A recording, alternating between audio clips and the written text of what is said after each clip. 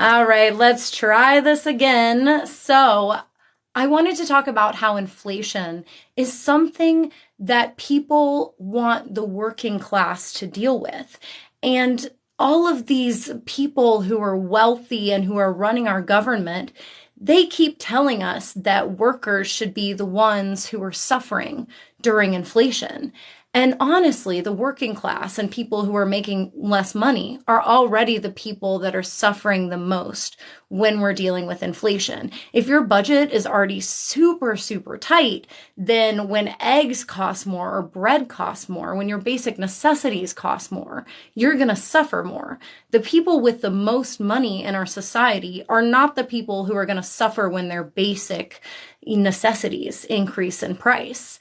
But we are told over and over again that the only way to deal with inflation and the only way to end inflation is to make the working class bear the brunt of this pain, and that we cannot possibly have wealthy people suffer when inflation happens, even though inflation pain hits the working class more. So as somebody who went to business school, I looked at their fun little supply demand equilibrium graph a lot. And that's what most of this narrative is based on. And it's also based on a fundamental misunderstanding of economics. Why are you talking down to people? So if you feel like I'm talking down to you, I apologize. That is definitely not my intention. What I'm trying to say is that I feel like that the media is talking down to all of us by telling us that the only way to deal with inflation is to control how much money working people have. And it blames working people for inflation. So instead of looking at other ways to deal with inflation, which there are many, and I will get into them, I promise, and yes, it's really, really hard for the working class to make it, David. Very good point. It's really hard for the working class to deal with gas prices and food prices. And when you don't have as much income, you're dealing with the pains of inflation more. So what the media tells us is that we got a certain amount of money because of the COVID stimulus, and that meant that we now have way too much money in the economy, and that caused inflation, which is overlooking a lot of the different drivers of inflation. So it was actually looked at, and they found that in 2021, it caused about 0.3% of inflation, and 2022, it caused about 0.2% of the inflation. Now, inflation on average is about 2% per year. So when you're looking at that particular stimulus, it didn't have the largest impact on inflation in the world. But what did impact inflation was corporate price gouging. People are finally talking about this. It used to be seen as more of a fringe theory. And now we've learned that about 60% of the inflation that we're looking at right now is because corporations saw that the media was talking about inflation, and they realized that they could raise their prices. And they had an excuse to be like, we don't want to increase prices on you, but what we want to do doesn't matter because we're just like slaves to inflation. And yes, there were aspects that were causing inflation for real. The media didn't make up the narrative out of nowhere, but this media hysteria did give corporations the excuse to make more money.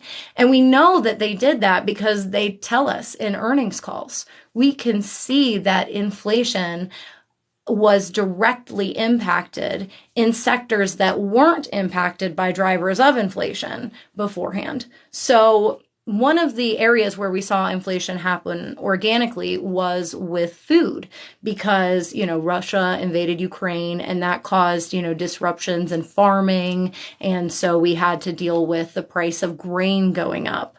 We also experienced some price shocks when we had this supply chain that got all torn up during COVID because China did this no COVID policy.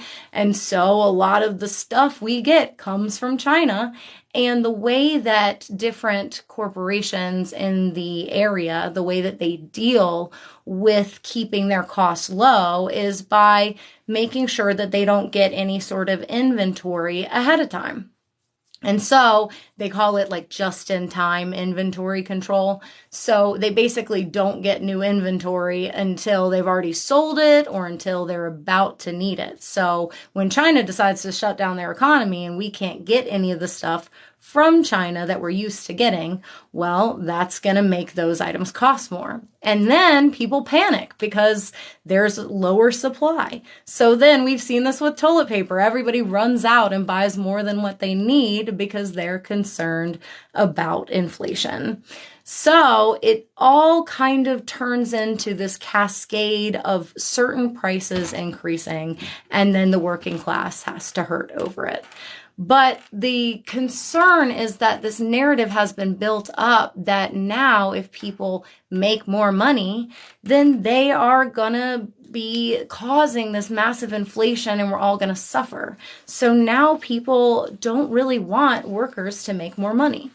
But if you look at inflation and you look at the fact that it does generally happen every year, you realize that inflation is only bad when it's crazy out of control, which it kind of is right now, and when workers' wages don't keep up with it, and they're not right now.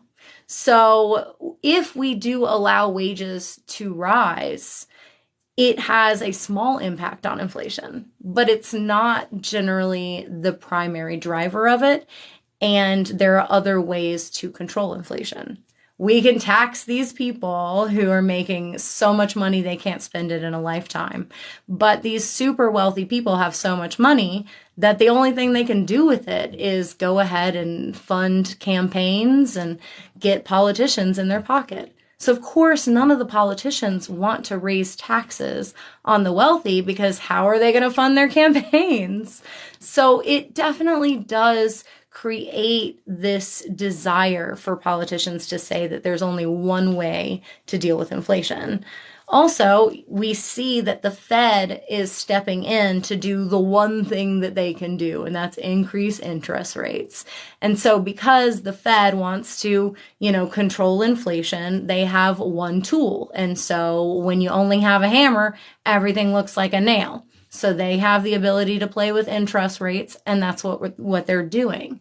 The thing that it is leading to, though, is it's causing a really big bubble in the rental market, because when you raise interest rates, less people can buy homes. It costs more. It costs more to finance the homes. So people are pushed into the rental market.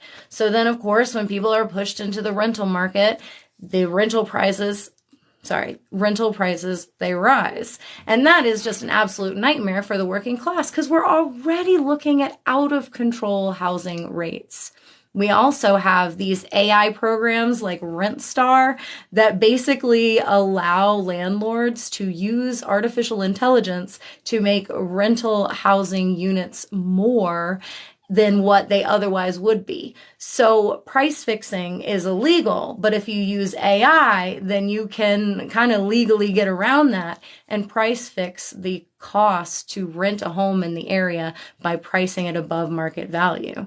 So interest rates rising is directly impacting the things that average working people need to survive. And because of the way that our economy has been so crunched down, there are all these corporations that have allowed, our workers to work for almost nothing. They have actually worked very hard to make sure our wages stay low. And so we've turned into a debt economy. So we recently got to the point where there's more than $1 trillion in credit card debt in this country, which is freaking insane. More than $1 trillion.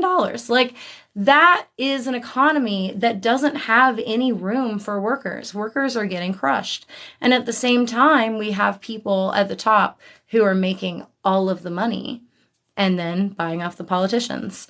So these individuals who are not having to pay as much in taxes, their fair share, these individuals, they actually then loan money to the government, and then the government has to pay interest on the loans that these wealthy people give the government on money that otherwise they would be, giving in taxes. So we're literally paying wealthy people to give the money that they should have to give in taxes, which is absolutely insane. And it makes our deficit worse, not work. So because we're in such a debtor's economy, we are watching these interest rates impact the cost for having credit cards. And all of these things are squeezing the working class more and more, and the working class suffers more and more. But there are ways to actually use government spending, which doesn't make sense if you only think about the economy in terms of the one famous supply and demand graph. If that's the only way that you look at the economy, then it's not going to make any sense that we can spend money to actually control inflation. But there are ways to do that. For example, if we spend money to provide childcare and elder care for, working families, then we actually increase the amount of people that are available to work. When you have more people in the workforce, then that does create pressure on wages that keeps them from rising super duper rapidly, which wouldn't be great, but we're also making their lives easier by providing that childcare. So if you're taking care of people's quality of life and their wages aren't coming up quite as fast, it's not so bad for them and it's not so bad for the economy. But spending that money will actually help people be able to live happier lives, and it will take some of the pressure off of the cost of hiring workers. And there are other ways to deal with this, of course. You could also invest in certain amounts of green infrastructure, which I know is very controversial. And there are aspects of green infrastructure that are kind of unfortunate. In many ways, certain projects can cause a certain amount of pollution when supposedly they're supposed to help with that. So that is something that is understandable. But the cost of oil being controlled by Saudi Arabia is something that's made it more difficult for us because we move things all around the country. So if the cost of gas is high, it's going to cause prices to rise. And so if our dependence on oil is a little bit lower, it can actually help. So that is one of the reasons it was put in this Inflation Reduction Act, even though at first it might be like, why are you spending money when you're trying to control inflation? Another thing that's really interesting about the narrative that people have created around inflation is that people are so lazy that they don't want to work because they got this money from the stimulus check. And it's like, would you stop working a year later because you got a grand? In this economy, is the grand going to be around a year later? But somehow we've bought into this concept. And it is absolutely mind-blowing that people no longer think that workers should have more money. And this is going to cause a problem in the future because we're going to have AI and robots take over jobs more and more and more. And workers are not going to be able to have the same job opportunities that they used to with AI and robots. And there's going to come a point in time where politicians are going to realize that if we don't have some sort of payment to keep people afloat in the economy, and whether you're looking at a universal basic income or you're looking at a universal basic dividend, there's different ways to manage it. But basically, if no one has money, then they're not going to be able to buy the products that these robots and AI, generation algorithms are creating. And so not only will the previous workers of the country just start starving in the streets, but then the corporations will start failing too because there won't be consumers. So it is really important to recognize that these narratives are going to make us think we can't do things like that because people are lazy, and look what happened with the stimulus. So I do see media taking advantage of the way that things have played out to make it seem like all of this is just because people on average are lazy and don't want to work. And I mean, you do see that there's a lot of job openings. So that's a reasonable conclusion to come to until you look at the fact that tons of people died, whatever you think the reason is, we agree they died. And so there is a decrease in workers. And even though people are saying the border's been open, it's actually been more closed down because we were deporting people before they could ask for asylum under Title 42. And that actually wasn't even struck down by Biden. That was struck down by a judge because it's against international law. So we had less immigration, and we had the costs of childcare and elder care skyrocket. So it was not worth it for people to go ahead and work, a second job or have the second parent work because their entire salary would go towards childcare. When you look at childcare costs, it really is like a complete salary, especially if you're looking at minimum wage jobs. And so we're dealing with something that has a lot of the appearance of people being lazy, but it's really more just a bunch of different aspects of reality coming together. And that's why it's so much easier to take advantage of these and create a simple narrative. Because when something's super complex, if you talk about inflation and you talk about all the different things that can drive it, it takes a really long time and it's confusing. And it's so much easier to say, if people have more money, they spend more money, and so prices go up. Because that is true. But you have to look at it in aggregate, and that's only one aspect. And people get bored. They don't want to go through all the other stuff. Economics can seem kind of overwhelming.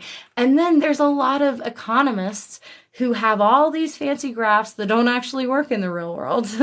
So that's another interesting thing. Economists can't even agree on this stuff. So that's why we have so much disagreement that allows people who are a little dishonest to come in and say, don't look at the fact that we could tax the wealthy and make it easier for people that, bear the brunt of this pain during an inflationary period, which is the working class. Just ignore that. We'll blame the working class for it. And then you don't want to help them, because if you help them, you could make it worse. But you're blaming people who are already suffering the most. I don't know why we've decided that the poorest people and the working class are the people that should suffer the most. We just decided that and set it aside, probably because politicians push the narrative so much. Hey, inflation is not always bad, which is kind of unexpected.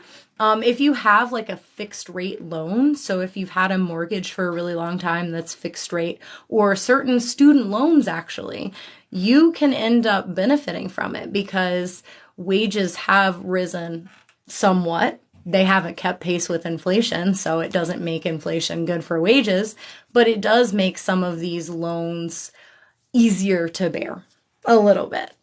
But overall, inflation is something that really hurts people that already have a super tight budget. And we're already looking at a situation where people couldn't afford a couple $100 in emergency, in an emergency that came out of nowhere, in the way that they were budgeting their life, especially with this debt economy, and especially with the fact that inflation is impacting the cost of having a balance on your credit card, which most people do these days.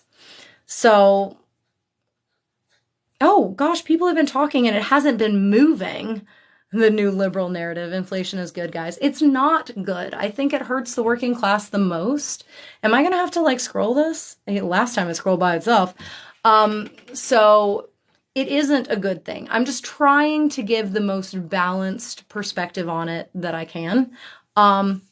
Inflation does happen, though. The Fed actually shoots for 2%. So if we don't recognize that it is a part of life, then we can be more willing to just crush the little guy to deal with it. And so if we're willing to crush the little guy because we're so scared of any inflation, because we don't realize that 2% is average every single year, then that is something that's going to allow us to say that we don't care if people are starving in the streets. So Oh, and I this is a really interesting thing to bring up, Casey, that the top 1% paid 43.5% of all income taxes. That is a really interesting narrative because it's very, very, very misleading. So it's a great thing to bring up. So say, let me bring this down to a very simple thing, right? Say I am chilling in a house and one person has $10 and I have 2 cents. So if I have to pay 1 cent in taxes, that's going to be a much larger percentage of what I'm making than the person who has a lot more money if they have to pay 1 cent.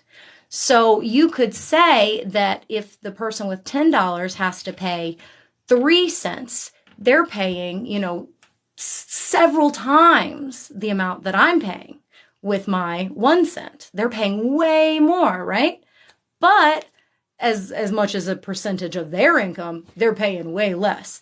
And these people who are paying way less, they're the ones who are trying to decrease our wages. So hey, if we want to make everybody's wages be more fair, make people make more money on average like they should, and have the working class not be living paycheck to paycheck, then yeah, let's get, people will end up paying more equal percentages in taxes.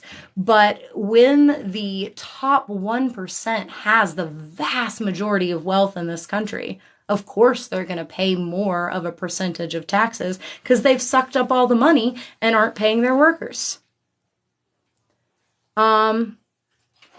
You wouldn't, though your tax is based off percentages. I said 1 cent because it's very, very simple.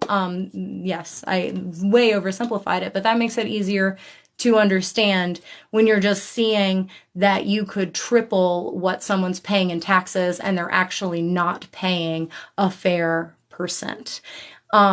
So the way that taxes work is we don't pay the same amount of taxes. Obviously, everyone knows that. But when you get to have tons and tons and tons of, extra money and you hire somebody to do your books for you, there's all these deductions that you can get. In fact, recently they passed a deduction for people who own racehorses.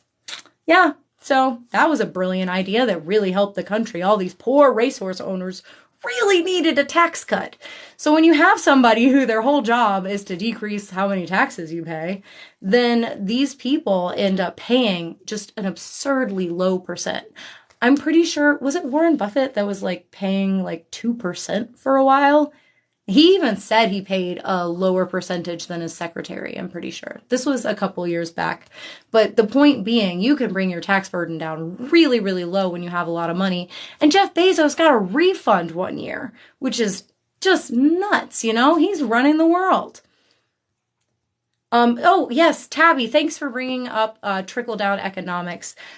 That makes a lot of sense logically, and this is another thing that's used against us, because if you are able to logically understand something, it can be really difficult to see what they're doing, and they are tricking you with that concept.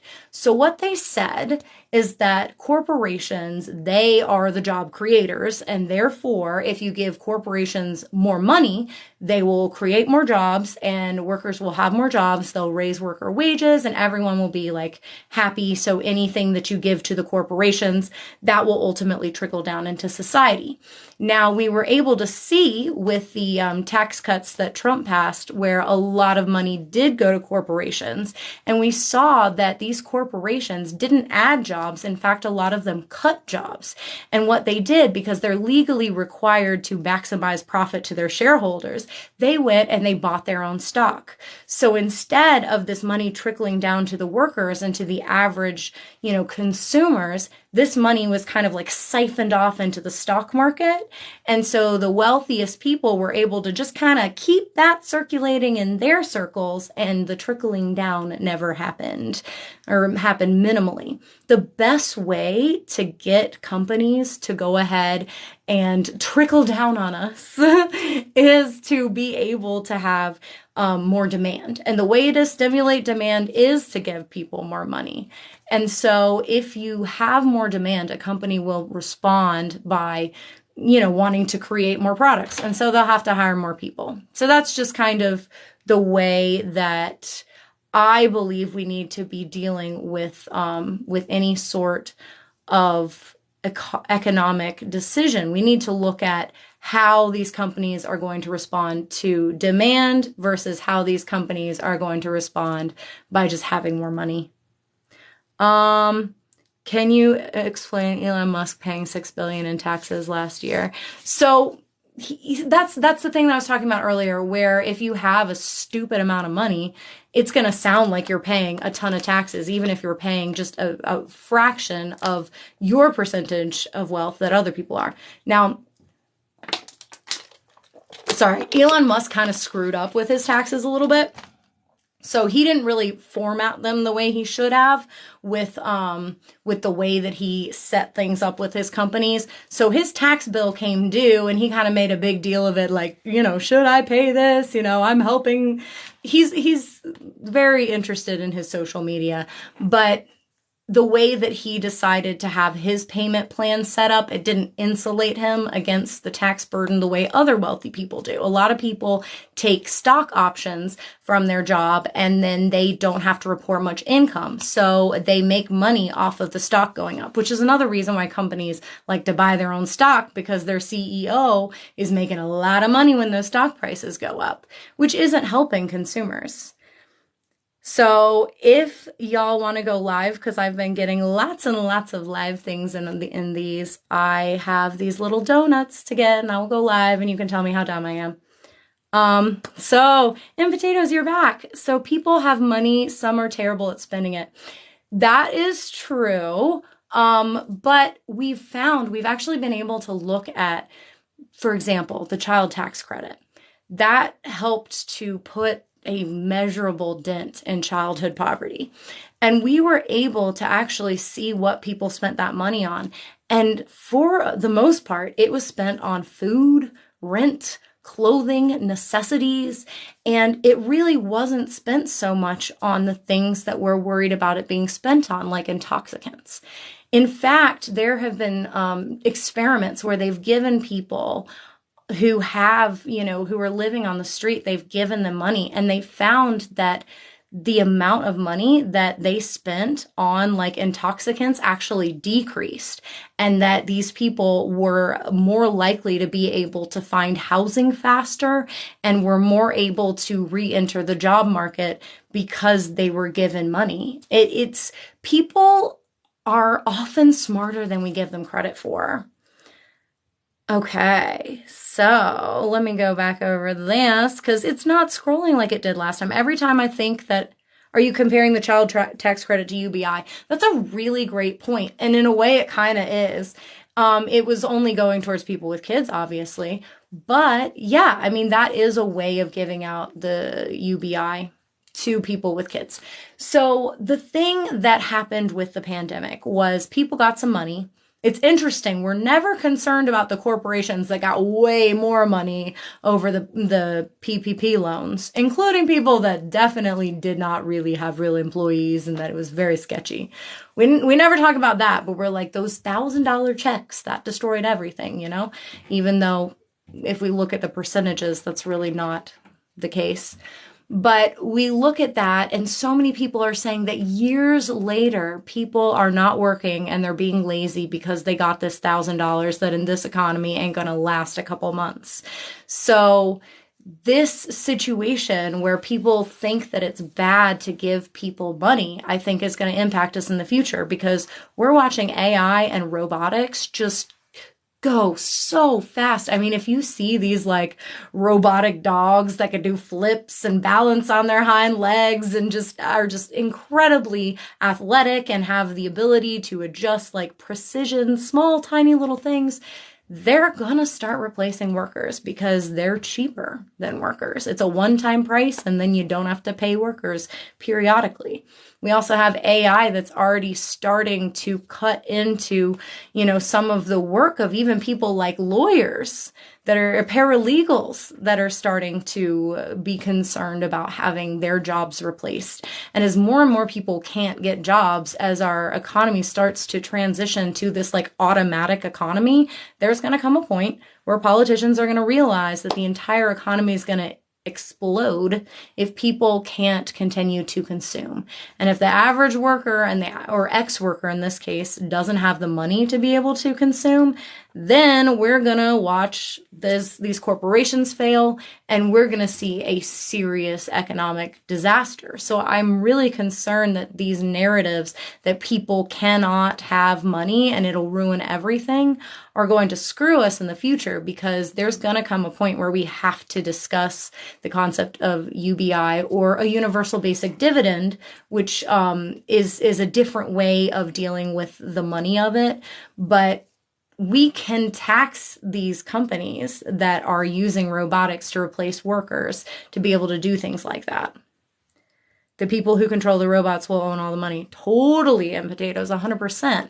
And so if we are so scared of taxing people that have all the money, then it's just going to be this dystopian future that none of us want to see. But because these people who have all the money are bribing our politicians on both sides of the aisle, they don't want to tax them. And it's actually causing our deficit to increase, because these taxes that people would, normally get from these really wealthy people, now our government has to go to these same wealthy people and borrow the money from them and then pay interest on the money that they borrowed from the same people. So they have used propaganda to convince the uneducated that pandemic relief checks created inflation. It's so true. I have no idea how to say her name. I think it's Kinky Afro, which is great, instead of corporate greed. And that's so true. I remember back when I first started talking about how these, CEOs were bragging on their earnings calls, how much more they were making in profits. And I was talking about how profits aren't going to increase just because they increase their prices to respond to inflation. So if the cost of an input to make their product goes up, they can raise their prices, but their profit after paying this increased cost is not going to increase. But if they raise their prices even more than they need to cover the inflation of these inputs to their products, then we're going to watch them make more money in profits. So it's a dead giveaway that while the working class and the people in this country are suffering, that these CEOs are like, hey, on their earnings calls where they have to be honest to their shareholders, because our laws are geared towards protecting shareholders in the stock market over the average individual. It's actually illegal for a CEO to try and help society if it decreases the maximum profits that he can pump into the stock market and to shareholders. So it's designed to not be good for society and rather to be good for wealthy people. Yes, Kinky Afro, capitalism requires constant growth, and they will continue to squeeze us. So the interesting thing about capitalism is Adam Smith actually was saying that capitalism would consume itself without proper restrictions.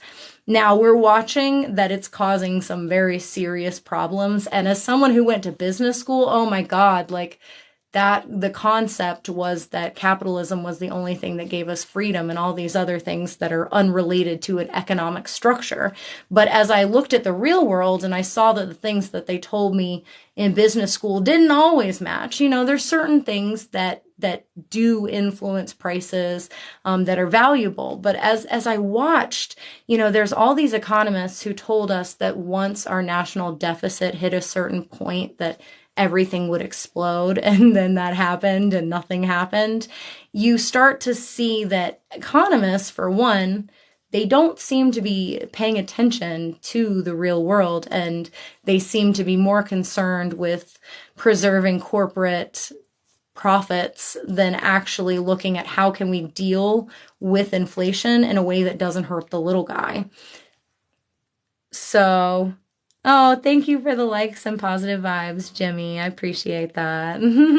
This is definitely, I love talking about economic stuff because I feel like that we're being taken advantage of big time in the media because they're taking something that hurts us and they're telling us that it's the fault of the people who are already suffering the most in society.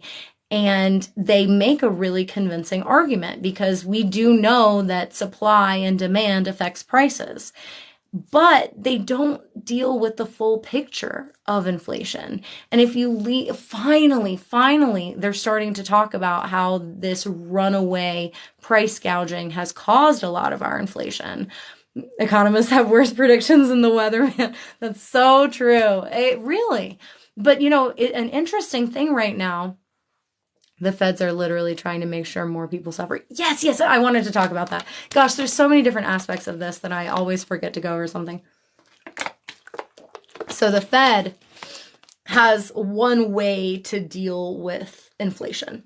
And when you have one way to deal with inflation, the trope, if you have a hammer, everything looks like a nail, is genuine. So the Fed's only way of dealing with inflation is to play with interest rates. And so they are jacking up their interest rates like there's no tomorrow. And so what people are starting to talk about, really wealthy people seem a little excited about, is that we're heading for an economic recession or even depression because of the way that we have cranked these interest rates and continue to raise them so aggressively, so much more aggressively than is wise, because the economy lags. The way that inflation reacts to these sort of policies is going to lag behind. And inflation has already slowed quite a lot, and they are not done with these interest rates, or at least the last time I checked. Sometimes, I talk about this so much, I haven't caught up with it, but for a really long time, they kept jacking them up. And so now the fact that we have more than $1 trillion in credit card debt in this country, which is wild to think about, the fact that our whole economy is based on debt. Now the interest rate increases is going to impact us all negatively in that way too. And it's hurting the rental market, which is already on fire because people can't afford to buy homes. They have to rent. The rental market is already overheated. And then you have people who are price gouging by using AI like RentStar that's increasing rental prices. So we're just so screwed in so many ways. Whoopsies. Sorry. I'm Potato Bro. I'm done trying to outpace a rising tide. That's why we have to recognize that the Fed does shoot for 2% inflation per year. So inflation is normal in a growing economy, and we are very much a growing economy. And if we stop growing, then that's going to mean we're not such a big player on the world stage.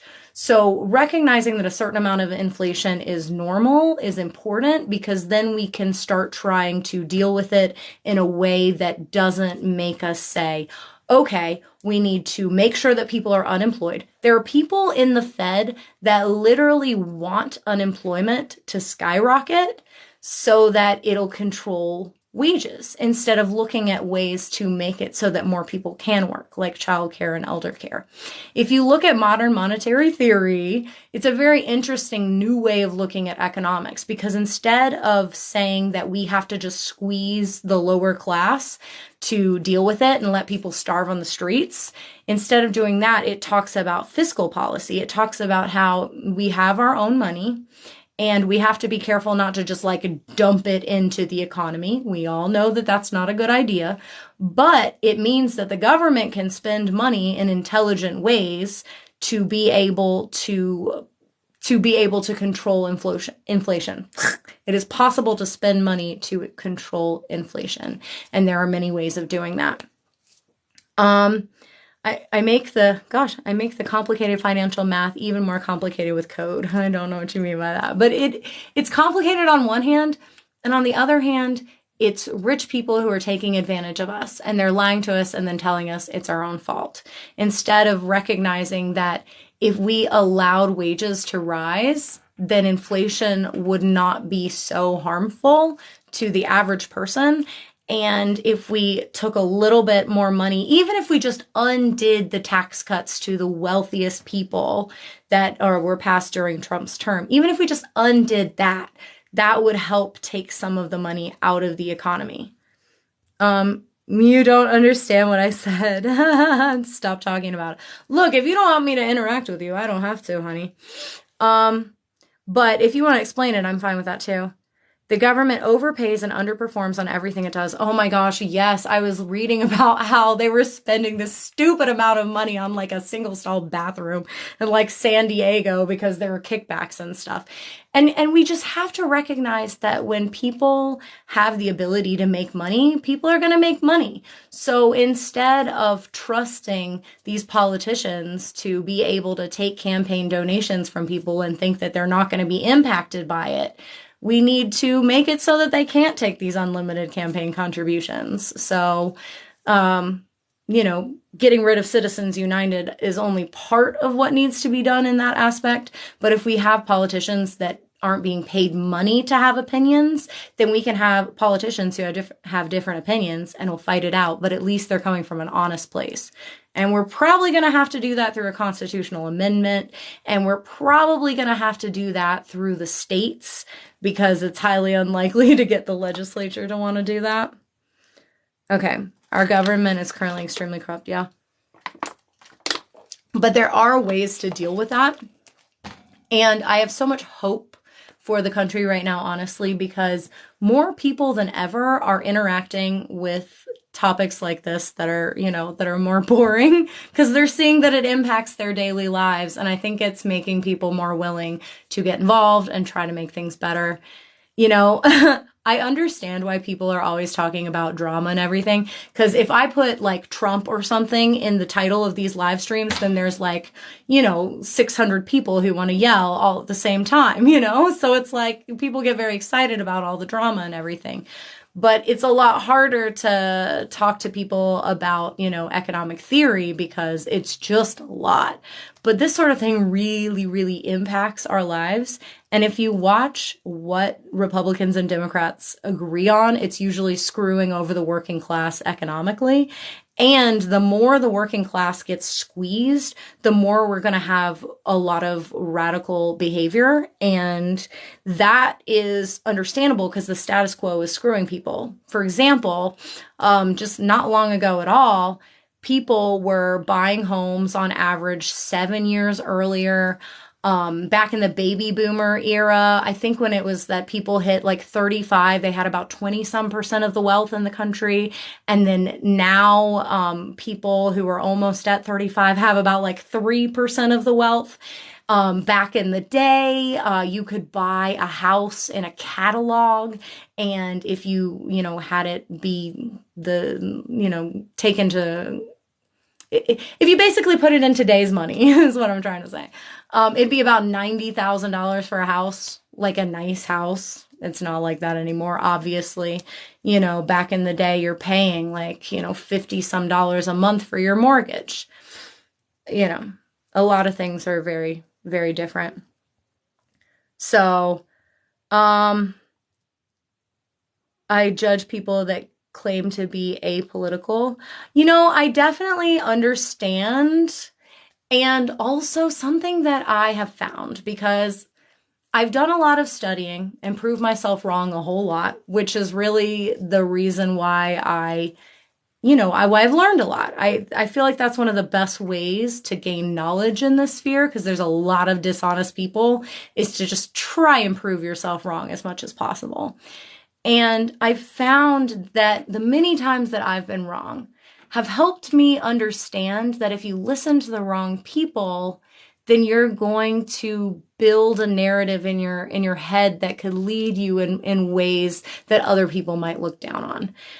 I remember when I was in high school, I hated history and I thought that politics were dumb. And a lot of people were way beyond me. And it wasn't until I got out and I studied, economics a little bit and then started to realize that there were a lot of narratives that were hurting people and that weren't real, that I started looking into it more myself. And also with history, I started to realize, oh my God, we've been running these experiments for years and years and years. We have a lot of the same problems. And if we look at history, we can see what didn't work and what did work. You know, a lot of the things that FDR did after the Great Depression are things that we could mirror today. A lot of them in a better way, because there was definitely some racist aspects to those policies. But the concepts of them, making it easier to buy a house, having a social safety net, are things that helped the middle class thrive. We've seen a lot of not companies.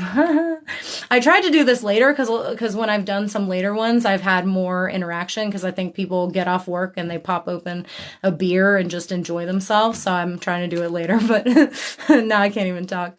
So a lot of presidents have actually put in certain price controls, which are complicated because it's really, really hard to enforce. You have to kind of deputize the entire population, which, you know, they were able to do during the war somewhat with like the rations and everything. But what I think is a much better way to control inflation now, when you're looking at controlling prices, is the windfall profits tax. So basically you say, hey, if you increase your prices because you have to, because your inputs cost more, fine. But if you increase your prices and your profits go up, we're just going to tax all that extra bit. So then companies have no reason to increase prices other than to be a dick, you know? We need free colleges to educate our population. Yeah. I was listening to a thing the other day, and it was talking about how in America, a lot of people believe that if you have healthcare, then that's like a socialist thing and it would take all your money. And then it showed all these different developed countries that have healthcare, and had them like read what our healthcare is like, and how we have so many people who, if they lose their job, they're going to try and you have to buy, you know, antibiotics on the black market or go to another country, etc., etc. So, oh, I need to buy a new tripod, by the way. So if y'all want to send me a donut, I'll go live with you. Because in the past, I tried to like do it with everybody, and I just get really tired and I can't get through it all. So that's my way of dealing with it. Okay, that's not a 4-head, that's a 5-head. Honey, yes, I know. It's so funny. A lot of people get their like hair removed. It's like, I got extra, you can have some. Healthcare only drives the price up for those services. So there's different ways on doing that. So with Obamacare, that was a failure of it, because the way that they set it up is they're like, oh, well, we're just going to give people subsidies so that they can be able to afford healthcare. And at the time, I was working and had never been able to afford healthcare. And so I was like, oh, this is great. I can afford healthcare for the first time in my life. Now I'm making a little more money. And I see that even if you're very like not wealthy, but if you're making more, these companies just go ahead and make it so much more expensive, because you're giving money to people who are just like not making any money at all. But then you're not saying that these, you know, health insurance companies have to limit how much it costs. So they just keep jacking up health insurance. So now middle class people are just paying stupid amounts, thousands of dollars for health coverage. And then they have premiums and deductibles and just pouring out money. So what people fail to think about is that if your taxes went up a weensy bit, couple grand, but you saved like 20 grand in healthcare costs, you're coming out on top. But it's also very easy to fearmonger by saying, oh my God, your taxes are going to go up. And we're like, we can already, like, we're dying. We can't afford anything. So like, that is a nightmare to think that your taxes could go up. So it's really hard to like put all of that in perspective for people, but it is totally possible to have way better healthcare. Plus, when you think about it, healthcare insurance, healthcare like companies who are taking care of insurance, they're not adding anything to your experience. They are worthless. The only thing they exist to do is deny you coverage so they can make more money. If you just scoop them right out, then that would bring down the cost of healthcare big time. And if you talk to just about any doctor's office and you find out the amount of time they have to spend on the phone, wasting it, arguing with companies to get coverage that we're already overpaying, it's just absurd. So we would save doctors time. We'd allow them to give better care to people, and we would get rid of a industry that literally only adds to our cost. Here. I pay way too much in taxes already. I'd rather everybody pay out of pocket instead. I totally understand that impulse, and it makes a lot of sense, because I'm sure, I feel like that if I have to lose any more money in this tight economy, then I'm going to be suffering. I get that 100%. But there are ways to deal with how much, even if everybody's paying out of pocket for healthcare, the way that we have things set up right now, you literally are going to end up paying, even if you're paying on the low end, even if you have just like kind of a jacked up, bad health plan, it's still about $300, $400 a month. And that adds up, plus having to pay every time you go to the doctor. So it is something that would actually save you money. The only people that it wouldn't save money for are people like Jeff Bezos. Like, honestly, there are, if you look at it, you're not gonna suffer. Even people who are middle class, who feel like they're making a lot of money, they're not gonna be the ones who are hit by this, because it's also costing them a lot of money. Okay. Gosh, my stupid phone never ends up having enough damn battery. Hey, what's the most recent thing you've changed your mind about? Oh, that's so good. Okay, here. Let me see if I can wiggle over to a power source. Okay. I bet I can do this. Hang on. Okay. 2 seconds. I'm gonna make this work.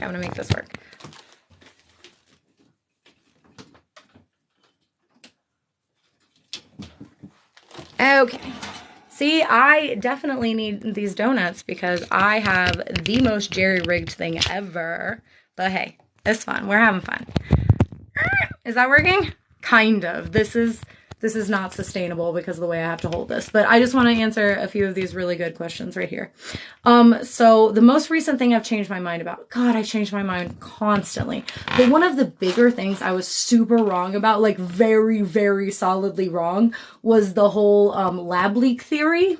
Because when I first heard about the lab leak theory, I was with my mother, and she was like, there's this lab in Wuhan, and it just kind of makes sense that they could have something to do with it. And I read this actual thing from a scientific journal, and it said that they looked at the actual structure of the virus, and they found out that they were, that it was very, very unlikely that it had been, manipulated in a lab at all. And so I was like, okay, it's in a scientific journal, that must be correct. And so I was like, well, that's the case. It definitely didn't come from the lab, even though lab leaks are very, very common. And then, of course, later on, we find out that it's actually very likely that it did come from the lab, and it's, lab leaks happen all the time. And, gain of function research is something that we should be very concerned about, and maybe you could make a case for it being helpful with all of these new viruses coming out on the one hand, but on the other hand, we have to be super careful about that, because to take a virus and make it more transmittable and more dangerous, that's something that we should be very careful of. Right, I think that the lab leak theory is accurate, is what I'm saying, in potatoes. All the stuff we knew in 2021 and we're given misinformation. Who will pay for the lies? It's a tough one because, I really didn't think that the scientific community would end up being the ones to, propagate this misinformation. But I guess it makes sense because a lot of, them were involved in getting the funding to go to these places, and gain of function research makes a lot of money. So we have to consider the money aspect of things. The money aspect is very often the answer. And I think that people were really worried about it angering people specifically about China, but US labs leak all the time. So I think the more important thing to focus on is lab safety and the safety of gain of function research in itself. They're doing it at Boston University now. I don't doubt that. I don't know for sure, but I don't doubt it. They're doing it everywhere. And then they're just saying it's not gain of function. They're calling it other stuff. They're like, oh, no, we're not technically doing this. And just make up their own terminology. Not if they can convince you to vote against your own interest. Yeah, people vote against their own interest all the time, but I think that's because people are really dishonest in this space. And that's why I wanted to that's why I want to always, this is so awkward for me to hold this. So I'm going to have to get off here soon, but y'all have some really good points. So that's why I always want to talk about being wrong, because we're human. And if we can't normalize people getting stuff wrong, if we want to argue our point because we just don't want to be wrong, if we want to say, no, these are reasons that I was right, and not be like, man, I'm super glad I have more information. Now I know more than I did then, we need more commentators who just want to be honest. We need more than I did then, we need more commentators who just want to be honest. We need more commentators who identity when they attack. Oh yeah. Okay. I think I'm just being told I need to get off of here, even though I was like, late night stream. Yay. But anyways, I'm really proud of that, because I feel like that people are trying to challenge themselves. And I think that it is a worthwhile conversation to have. And I appreciate that people at least realize that I'm trying to be as honest as I can. And I'm not getting on here trying to win arguments, although I will argue and I will, tell my point. But I think that, thank you, the live is lagging. Okay, I think I probably need to go ahead and get off of here. Y'all have been a lot of fun. I really didn't think hardly anybody would want to come and chat about economics.